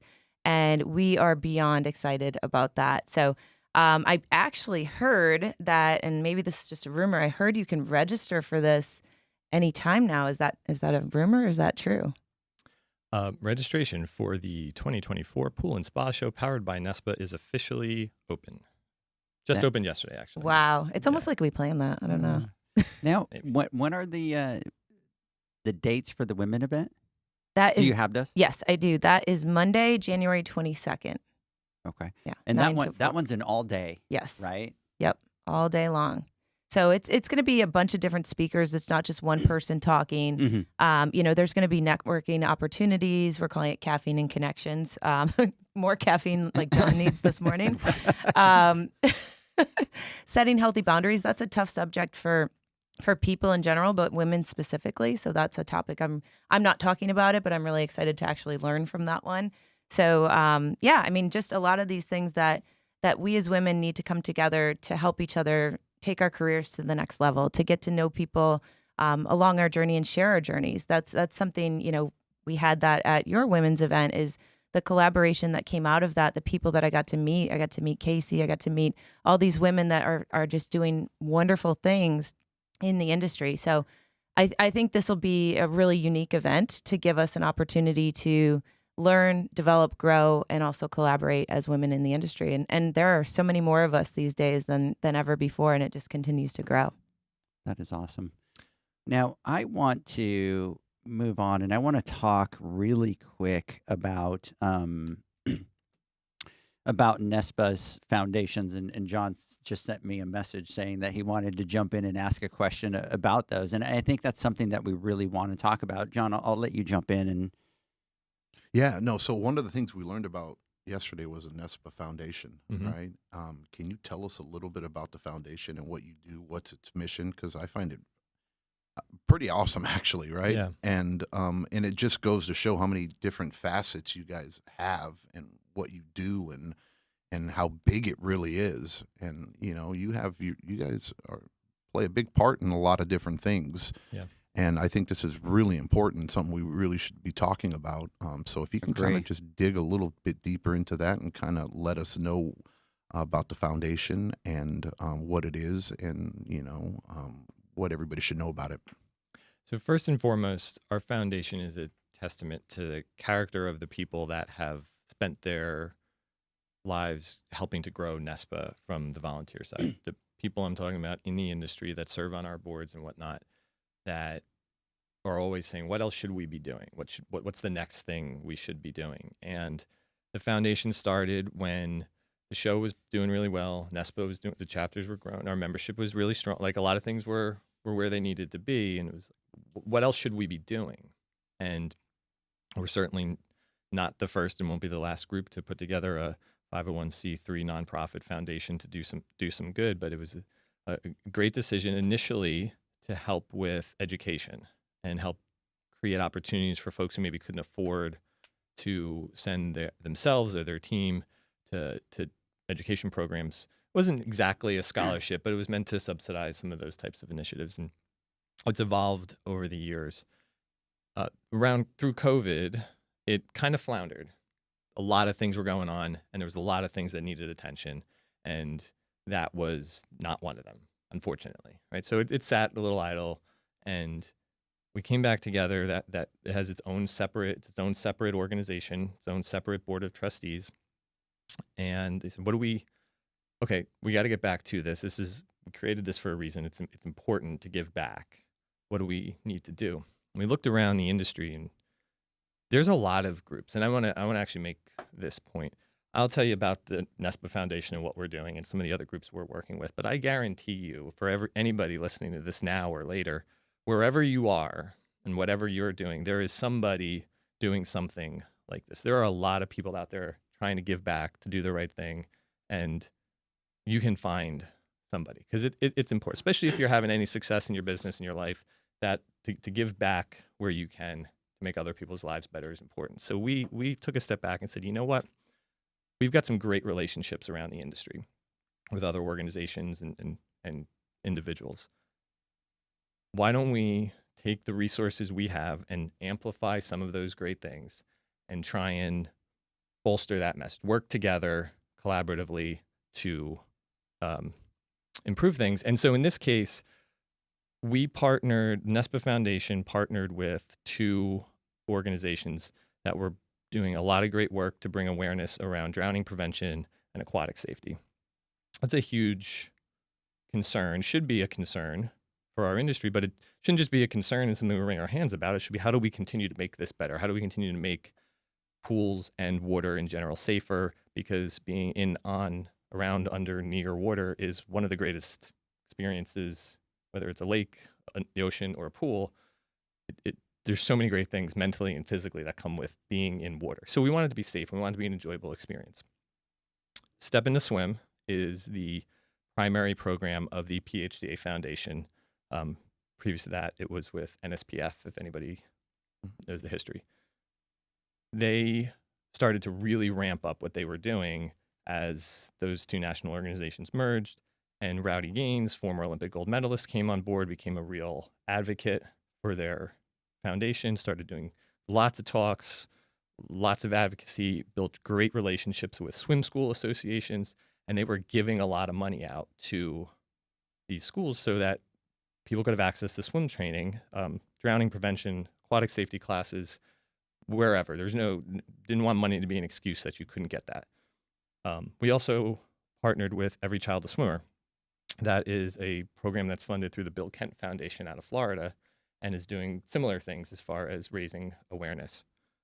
We had some money that we had fundraised for over the years, and we reached out to our members and said, here's what we're going to do. Every dollar you give to our foundation, we're going to double it, and we're going to send it to, and you could pick, so we'll use Step in the Swim. We're going to send it to Step in the Swim, and then PHCA agreed every now $2 we send, they're going to double before it actually goes to the foundation. Wow. So what we essentially did was say, we don't need to start our own initiative right now. We have some resources. We have a good, strong, committed, compassionate membership base. We've got great partnerships. How can we amplify, right? So we have some great corporate sponsors that have donated to the foundation over the years. So right now it's basically a quadrupling program. So our members give $1, $5, $50. We've had $500 donations. That $500 donation ends up being $2,000 worth of swim training to disadvantaged communities or state parks that are running swim lessons, anything that will help improve people's experience around swimming pools and any body of water. Now, let's talk about this for a little bit, because we went out to dinner last night and we were kind of having a conversation about it. And you brought up a huge point that even John and I were talking about afterwards, and that is, for years, the conversation around drowning was almost taboo. Like you were in the pool industry and don't talk about drowning, Yeah. right? Like don't say that. And you were explaining when you kind of got into the pool side 6 years ago, you kind of saw that. I think we've seen it. After that conversation, my eyes opened up and I'm like, wow, I could totally see that. Yeah. So can you talk a little bit about that and what's the change and what's the passion behind changing that? Which, by the way, I agree 100% that should be something that we all talk about all the time. When we were talking about it last night, I mean, John, you said it as bluntly as if you don't talk about it, how can you fix it, right? Right. And I when I say I get it, I don't mean I agree with it, but like I understand maybe what, if it's talking about a child who drowned tragically in a pool, it's not good for business. Okay, but it still happened, right? And that was very much the idea. It wasn't that, it was that associations like ours or media in trade type media, where you didn't want to, it was frowned upon. It was looked at as a negative, like you were talking bad about the industry. And I think it was just it was a weakness. It was a misconception. Maybe people were a little scared for one reason or another of the implications of that. It's changed a lot, and I think it's changed a lot because organizations like the two I just mentioned, like ours, said, no, it's not our job to put our heads in the sand. It's our responsibility to do the right thing, to try and improve everybody's experience, to try and improve safety, to try and save lives if we can. And it's not something we should run from. It's something we should embrace as a challenge, because we can make a difference. The number one, and this is, you probably know the statistic, but the number one cause of accidental death of kids under 4 is drowning. Number 2, I think, for ages 5 to 9. That's a lot. That's huge. And it's preventable, And right? it's preventable. That's the thing, And right? we as an industry have done a lot over the years to make pools safer from a design perspective, mechanically, obviously to hold, you've had Steve Barnes on before, the VGB Act and all the suction entrapment, design changes, all of that. And the number one way, the most effective way to prevent someone from drowning is teaching them how to swim. It is. So it's too many. You'd be amazed how many organizations there are out there for swim schools, how many swim schools there are. Every state park runs swimming training programs and all of that. These things are out there, and we were kind of living separate from that, right? Like, well, they're doing that, and we're just building pools. No, we're now there's this energy to like put those two things together and say, how do we put our resources into helping those people do the right thing and expand their reach? We're working with a group in New Jersey right now. This is really interesting. New Jersey has a piece of legislation they were looking at to add swim training into school curriculums. I think that's a great idea. And Florida has something similar. New York just passed some. So these are things that are around. And we're doing an event around this and talking about swim safety. And Rowdy was there. And I talked to this woman who said, yeah, we're doing drives for bathing suits and goggles. Really? She goes, yeah. She goes, if someone's in a community where they can't afford swim lessons, you know what they don't have? They don't have bathing suits. They don't have goggles. They don't have a way to get to the lesson. I'm like, yeah, well, that makes sense. And so now she's talking to us like, how can you help us do that, right? Because you're going to fund the lessons. Now the people need the stuff to actually, and that's just another example of how like communities develop, right? You start doing one thing, you start pulling on that thread, and then you meet all these people that want to do the right thing and are all doing it in their own way and trying to pull things together. So. I never would have even thought of that. You just think the lesson is the cost, but there's so many other factors involved: getting there, the goggles, the bathing suit, the towels, all of those things. Well, I mean, you just look at by offering that, right, or teaching people how to swim. Now, just think of how many more people now are going to open their eyes. Because if I was somebody who didn't know how to swim, I was terrified of water. If I bought a house, one thing I wouldn't have in my backyard is a pool, right? Because I don't know how to swim, I don't enjoy it, right? I'm not going to do that. But now just imagine how many people you're impacting and how it helps the industry positively in so many different ways, right? One, that we get to help prevent some of these, prevent some of these deaths that happen unnecessarily, every single year. But now we get to open the eyes of people and they get to see and enjoy the water, right? And then down the line, it might not be immediately because they're children, but when they grow up, they're going to have families, right? And then they're going to want to share that experience. And then now they're going to be able to teach their children, right? And it's a snowball effect. And then now when they get a house, they're going to want a pool and they're going to want that. And it helps us in so many different ways, right? And it's something that it just feels like and there's a lot of different companies out there that are doing things like this, and especially in my area, and I think we need to do better too, Mama. What we can do to kind of help us locally. But it's like we see these things and we go, yeah, you know what? Yeah, it's really, really nice, really, really, really cool. You know what I mean? Yeah, that's great, but we're not really doing anything about it, right? And it's just kind of, I don't know. And I think everybody listening right here, these are some of the things that us being a part of the industry and loving what we do, these are the types of things we need to take into consideration, right? And we got to start doing our part. We live busy lives, and I know it's hard enough for us to do what we do, especially running our businesses, but stuff like this, we need to get involved in, right? And we need to find ways to be able to better our communities, one community at a time. And I challenge everybody out here listening. These are the things that we need to start looking into, right? And become more involved in, because the effect that it's going to have positively in multiple different ways is, you can't really put a dollar amount on it right now. And I don't mean to say dollar amount, but it's true. If you think about it, right, it really is. It's going to help us tremendously, right? And then think of all the good it does for the people. So, no, I think it's, again, just listening to it, and I've heard it again, and I don't know, maybe today it kind of clicked a little bit more for me. I think the more we have the conversation, right, the more we pay attention to it. And I'll give you an example of what happened to me. So I've had the pleasure of meeting Casey, and I get choked up every time I have this conversation, because I was lucky enough that I didn't lose my daughter, but I was on the brink of losing my daughter. And so that feeling, no parent should ever have to go through it. I was lucky that my daughter didn't die, right? But I had that conversation with Casey, and I said, I don't know as a human how you can move forward, because I know that would be my fall right there.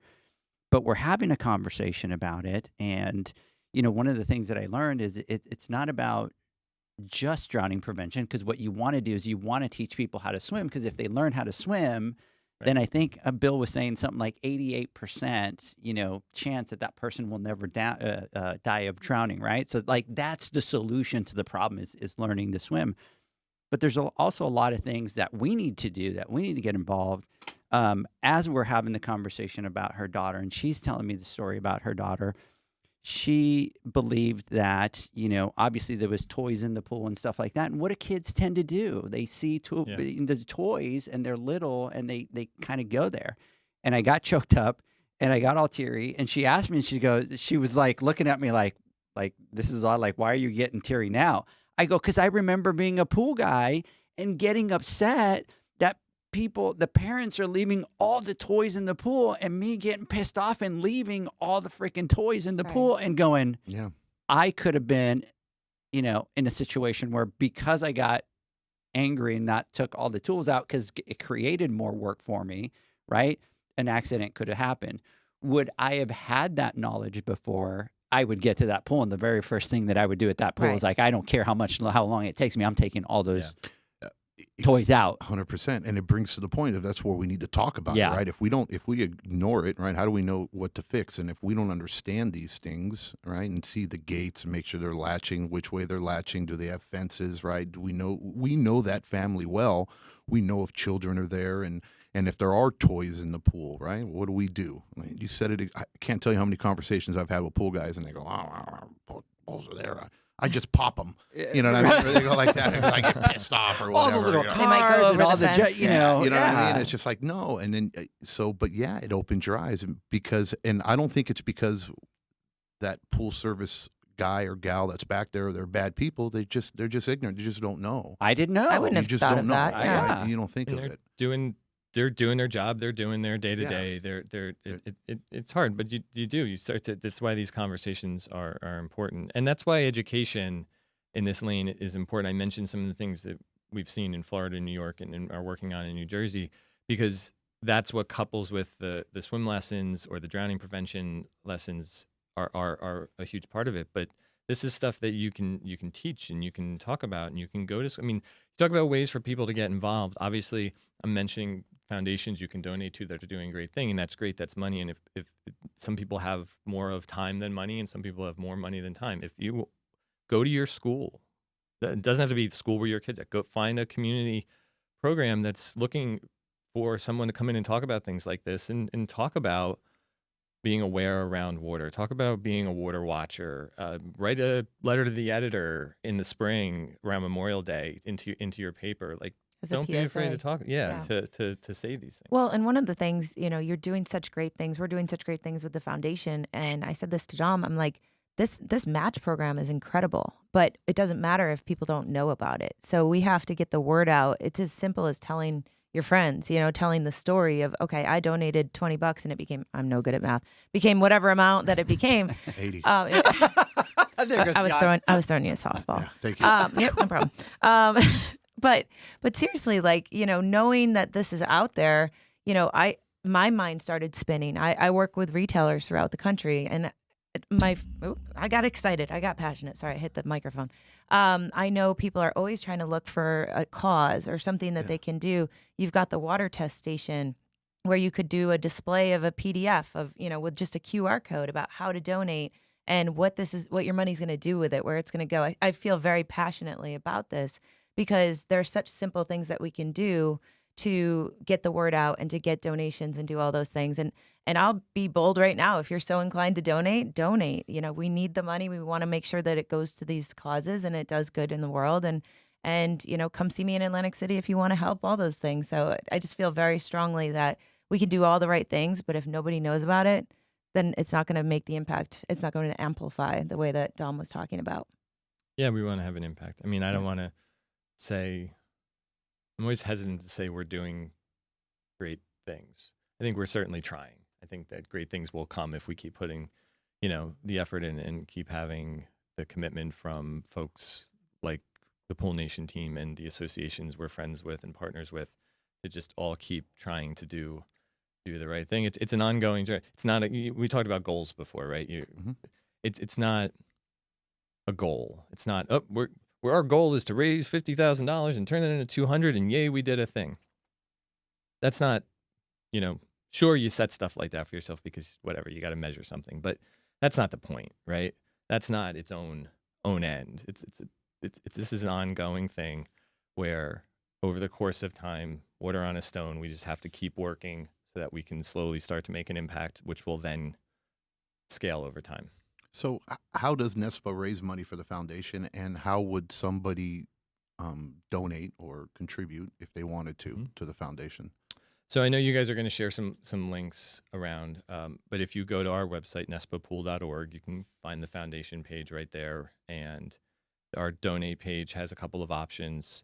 You can donate directly to the foundation, our foundation specifically, or into one of those matching programs with either Every Child a Swimmer or Step Into Swim. We are looking for the people out there, the pool pros in the field, find ways to contribute. We've had some members say, I'm going to put an optional $1 on every sales invoice and tell the people what we're doing, right? That's interesting. It's not just that's a great idea. Yeah, that's a really good idea. Jamie's working on something right now to put QR codes at water testing station and retail facilities. So it's not just the company, but the customer, and the company's then helping us tell that story about what we're doing as an industry. And then we, of course, the matching funds come from great corporate partners. We got a great donation last year at our show from Heritage Pool Supply, who I know is also a sponsor of yours. They did a big event at the Pool and Spa show. And from that, we're just able to make a large donation to our foundation, which then allows us to build the matching funds when our members donate. So, but for most of the folks listening, check us out at our website, nespapool.org. Go to our foundation page. You can donate a couple different ways. Donate into the foundation if you want to help us backfill those matching funds, but pick which one you want to have matched. And like I said, both of those organizations are doing the doubling on their end. So a $50 donation is $200 towards swim lessons. This is the beauty of John, by the way. John is a big numbers thing. So John, if they do $20, how much does it end up being? 80. And if they do 100, how much does it end up being? Come on, 400. And if they do 500, how much is it? So I got some ideas after we're done. I want to talk. I've something clicked in my brain. So yeah. I think it's pretty cool. This is awesome. I want to get more involved. I want us to get more involved. I agree, 100%. So, let's do this. Let's take a word from our sponsors. When we come back, Mr. Flawless, I want to get your final thoughts. And then you know what? Let's throw a curveball today. Jamie's final thoughts as well there. So you better think about those. So you got about 3 minutes to think of those final thoughts. Okay. So we'll be right back. The Hyper Pole from Ultimate Pool Tools is a pool care pole designed by pool professionals for pool professionals, featuring precision-crafted carbon fiber and stainless steel construction. Go to ultimatepooltools.com or Instagram at Ultimate Pool Tools. Pool pros have specific needs when it comes to general liability insurance. The SPPA program has you covered. With 3 tailored and customizable general liability options, SPPA makes it easy for pool pros to feel secure. Find out more and get covered at thesppa.com.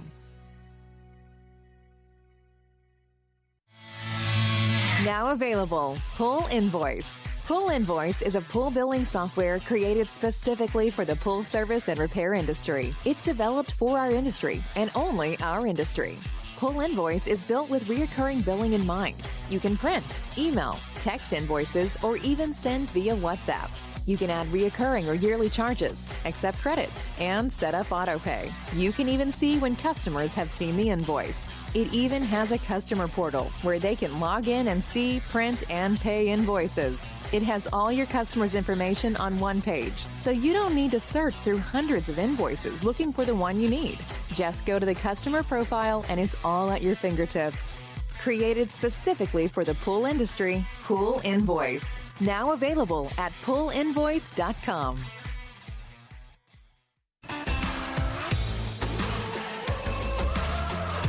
Blu-ray XL is the power of minerals working for you. Reduce your overall chemical costs and labor up to 50% guaranteed. Whether you have 20 accounts or 20,000, Blu-ray XL's direct pricing and free shipping to the pool trade have you covered. Improving pool professionals' profit and work-life balance is what they do. Blu-ray XL, the real mineral purifier. Visit them at BlueRayXL.com. Blu-ray all day. Aquastar's new pipeline cartridge filters, available in 2 sizes, deliver top-notch hydraulic efficiency along with best-in-class filtration performance, approaching that of DE filters. Uniquely designed, open pleat spacing means 100% of the media square footage is usable. And these claims are backed by NSF test results. Designed with the pro's time and comfort in mind, the patented double locking system improves safety and ease of access, making filter cleaners faster than ever before. Available now. Ask your supplier for pipeline filters today. Natural Chemistry, a leader in specialty water care solutions for over 30 years, is proud to provide products that make pool service easier than ever before. Its unique enzyme formulations in Pro Series Pro Blend improve efficiency of your pool program while reducing frequency of filter cleaning and scum lines. Natural Chemistry is also well known for its wide variety of phosphate removal solutions that include a non-clouding formula in Phos-Free and extremely high-range removal with Pro Series Phos Remove or Phos Free Max. Save time, save money, save work with Pro Series products. Stop sacrificing durability or efficiency with the help of Raypak's new Avia HD models that utilize NITEC, their exclusive industry-first technology. NITEC heat exchanger technology is Raypak's latest solution to superior strength and maximum efficiency when it comes to residential pool heating. With 900% more nickel compared to copper nickel in critical surfaces, NITEC creates an ideal surface to protect against scale formation and erosion without compromising on Avia's 84% thermal efficiency. Learn more at raypak.com/NITEC. Welcome back, everybody, to the Pool Nation Live podcast. I'm in studio with our boy JJ. We are talking. And his fantastic beard. Yeah. It has not been complimented all day, and Thank you. it's Now I'm never gonna hear the end of this. Thank You guys need an welcome. Instagram profile that's JJ's Just- beard. It's And even it better can on be its own little side. it's even better side on character. camera for whatever reason. When you turn your head like that, the light Ooh. catches every hair. There's one word to describe it: majestic That's a pretty good majestic. one. or glorious. I was One going of to the say two. glorious. Glorious or majestic. It just reminds me of, like, you know, the bounty, the paper roll thing, the bounty guy with that kind of squarish Yeah. beard thing like that. That's exactly what it looks like to me. It's way better than the bounty Oh, beard. thank you. Thank you. Thank you. You guys are just feeding his ego, and I'm not gonna. We'll be eating lunch, and he'll be like the whole time just like, keep going. You through would his too if that was your Yes. beard. I would never stop touching it. I would never stop touching it. I just go like this. The baby face. The baby face. That's all I got. So, anyways, there's one question that I want to talk about. You know, we've started to do these boot camps because we believe that a lot of the hands-on education is kind of really important. And you guys have something very cool at your show that you guys do, and you guys kind of call it The Wall. So could you talk a little bit about that? Thank you for asking me about that, actually, because when we were just talking about education, that's a huge component. Everybody learns different, right? The wall at the show was the inspiration of Paulette, who I mentioned leaders in education, thought leader, not just someone who did stuff in the Northeast, to bring the training that we were doing at the show down onto the floor and get people to be more hands-on with things, but not necessarily in classroom format, because that's one way to do things, right? It's a 20-minute, it's a 2-hour class, it's an hour class, it's a half-hour program, there's instructors, PowerPoint, and you may have a hands-on component to that. At the wall, this is where you get to ask your questions and physically touch and do things to learn the answers. So we have great industry partners, a lot of the major manufacturers, they've got equipment set up. We always have a little bit of a different theme or a twist to it. And I'll use last year as an example. We were focused on variable speed pumps. It's not a sales area. It's not, hey, everybody set up your newest, hottest, haven't seen it yet model, and we'll show you all about it. That's what the booth space is for. And there's plenty of that at the show to learn the new stuff. This is set up the stuff that these guys are running into every day in the field. Maybe it's even a model that you don't even service anymore or don't sell anymore because you've got something new, but they're going to see it all the time. And then their training techs are there to answer your questions. No, here's how you take that apart. Here's how you program that. And it's walk up and ask and engage on all of these hands-on opportunities. We do have some more organized programs there. We have a hands-on tile and coping class that NPT does for us. It's literally that. It's we have these demo walls, and they bring all the tile, and everybody's got a trowel in their hand, and you're just sticking tile and doing the thing. We did how to build a above ground pool. Like I said, we've done liner measuring, cover measuring, heater repair, and all this is set up on the floor so that you can engage while you're there. Or it's great for owners that bring their teams. They want to bring everybody down. They're talking to their sales rep at whatever, or looking for something new that's going to help them grow their business. And it's an opportunity for their guys and gals who are out in the field every day to get some questions answered, learn something new, meet these technical reps in the Northeast that are working for these companies. And we're very excited because we just brought on board, as we continue to grow our education, a gentleman named Jeff Hoytis, who was 15 years, I think, with Fluidra as their technical, I won't get his title right, so I won't guess. But he was basically their technical expert in the Northeast, and he serviced their accounts and supported the sales team. He retired, good for him, well-deserved. We were talking, he was looking to kind of keep his foot in things.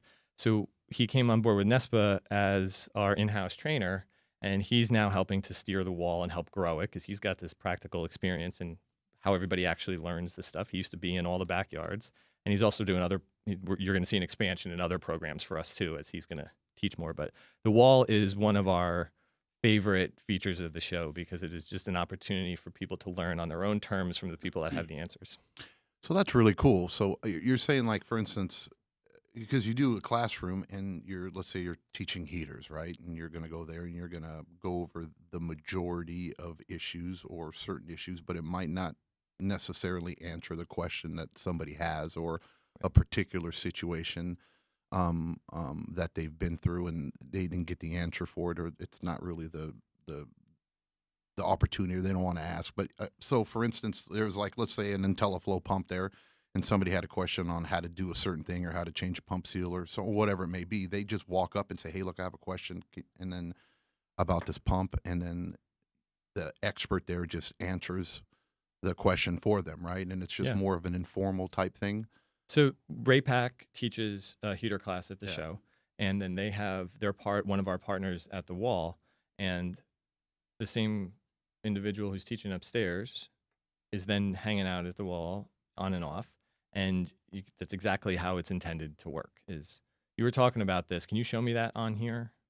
So or you didn't mention this, and I ran into this problem. I get it. So instead of it like being, you think of it like a trade show, right? And you walk to booths and you talk about a product, and they try to sell you on the product, why it's so great. Well, it's like a trade show, but it's more of like a repair thing. Like, here's how do I get this to work, or how do I fix this? Instead of going them and asking them, selling you on the product, right? You're going there, they're helping you fix whatever issues you might have with their product or how to install it or whatever it may be. That's kind of cool. And what I like about that is that you're getting the expert, right? Like, you could go ask, so a lot of times you do a big class and there's this line of people waiting to talk to the instructor after because they have that specific question, right? So now you have this place that they can go to and ask that question, and it's not just somebody working the booth that, hopefully will say they don't know if they don't know, but you're getting the actual expert that was doing the class. I like that. And as I've said this before, we have this meeting next week I mentioned. We have a committee for the wall that's meeting. It's, again, it's Jeff, who's on our team now, but is from this side of the industry. And it's folks out there that run pool companies working with him saying, these are the questions people are going to want. No. Don't do it that way. If you do it this way, that's what it would look like in the field. We need to do that way so that people actually can connect it.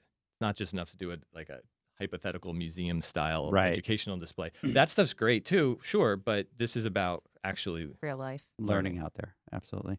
Hey, John, David is saying start prepping for the taco eating contest.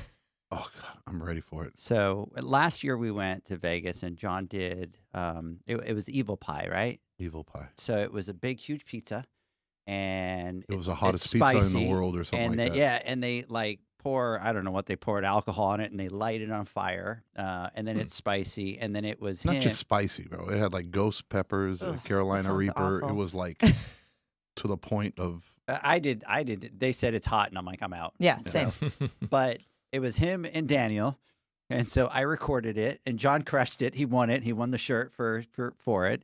And so now it looks like we're gonna get Taco eating onto a challenge. yearly event of some 50 eating contest. tacos in like 4 minutes or something like that. 50 tacos, Not- 4 or 5 minutes, but it's 4 people. 4 people. Okay. And there's street tacos. But here's the thing: Okay. is they serve it in this big thing, and I was watching the video that the guy sent. You have to eat everything, even the meat that falls off. You have to scoop it up. You have It's to the eat great outdoors the- challenge. Like the grizzle and salsa, the guacamole. You have to eat it all. So, but it's only like 4 or 5 minutes. So, I'm ready. I mean, street tacos. and He's then- born ready for this. Mama at home, how many street tacos? I probably put down She's like like, 15 Mama's street waving her got tacos hand at like home, she's you got that's this. a Tuesday. So, anyways, so get ready, Michael from First Response. I hope I can make it over to the Atlantic City Expo this year.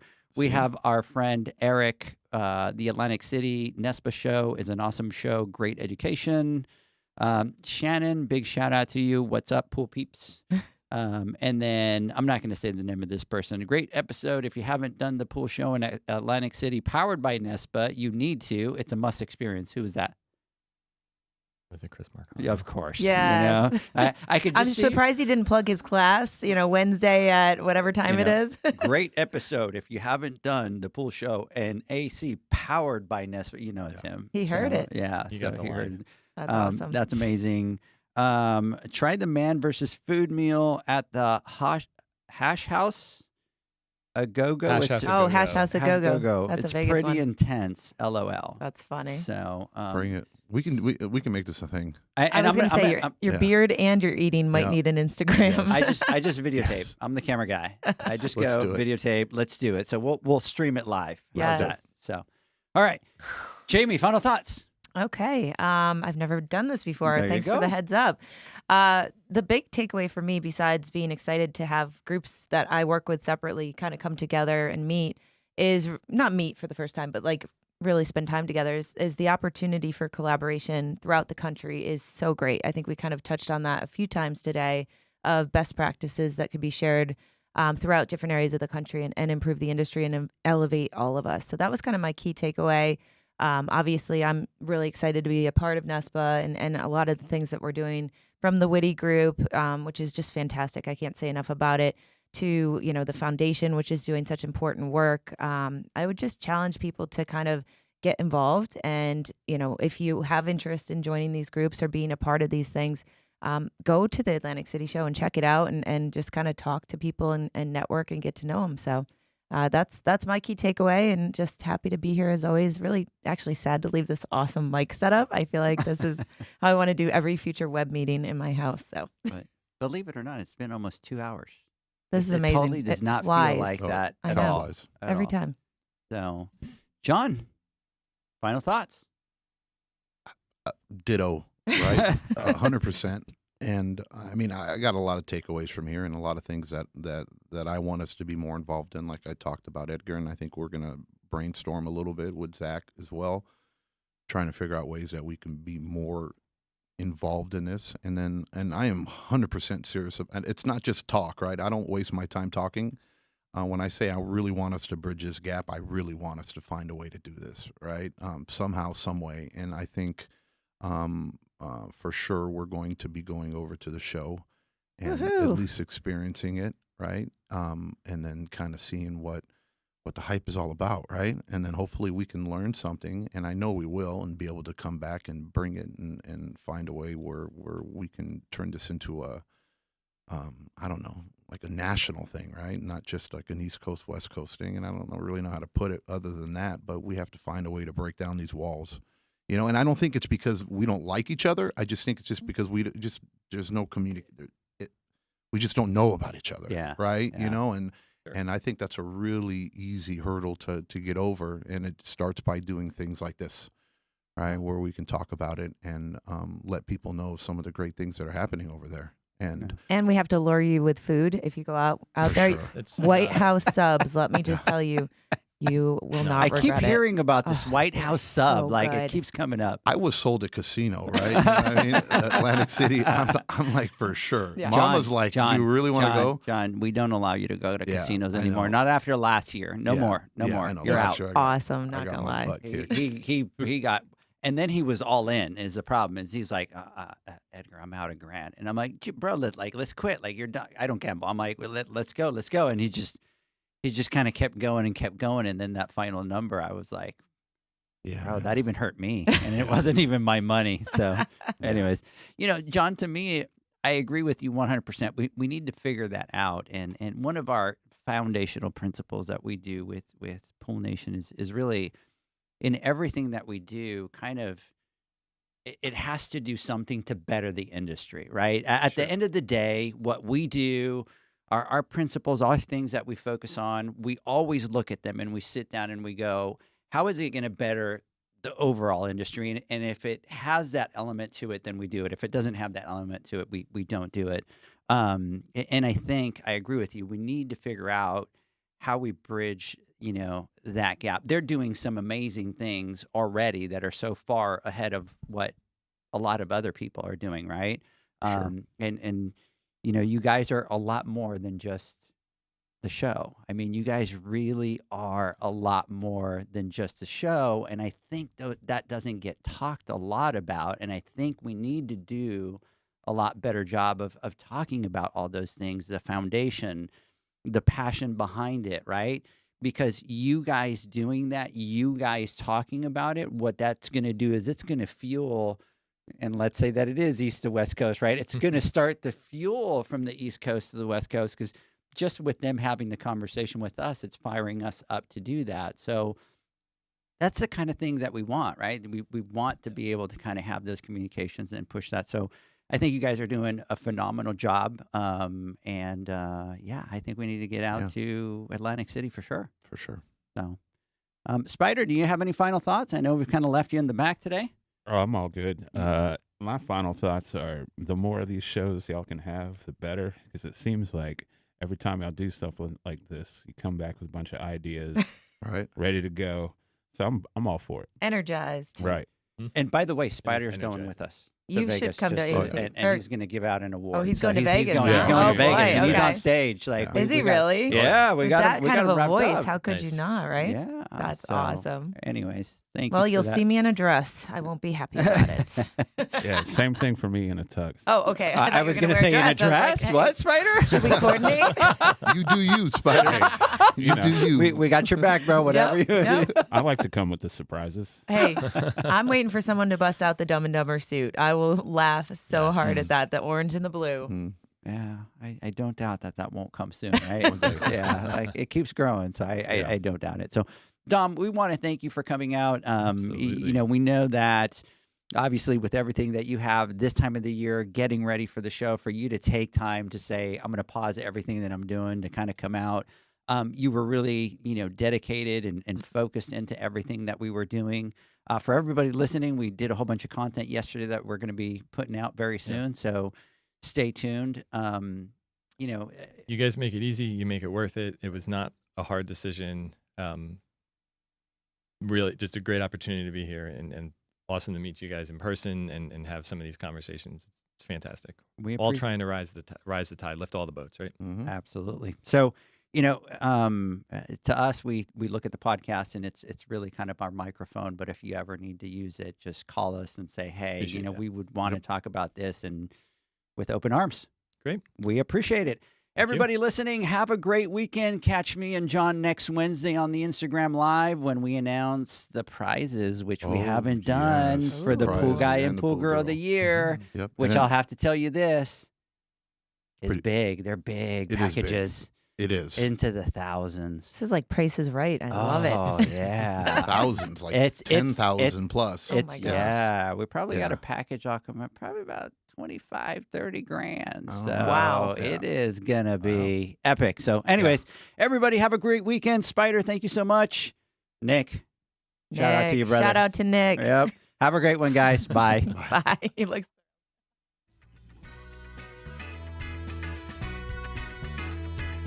Thanks for listening to the Pool Nation podcast, a member of the Pool Nation family. You can listen to us live every Friday here at 9 a.m. Pacific, 11 a.m. Central, and 12 noon Eastern Standard Time.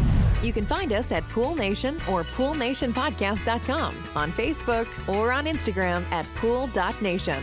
And to find more info about Pool Invoice, the billing software built specifically for the pool industry, go to poolinvoice.com.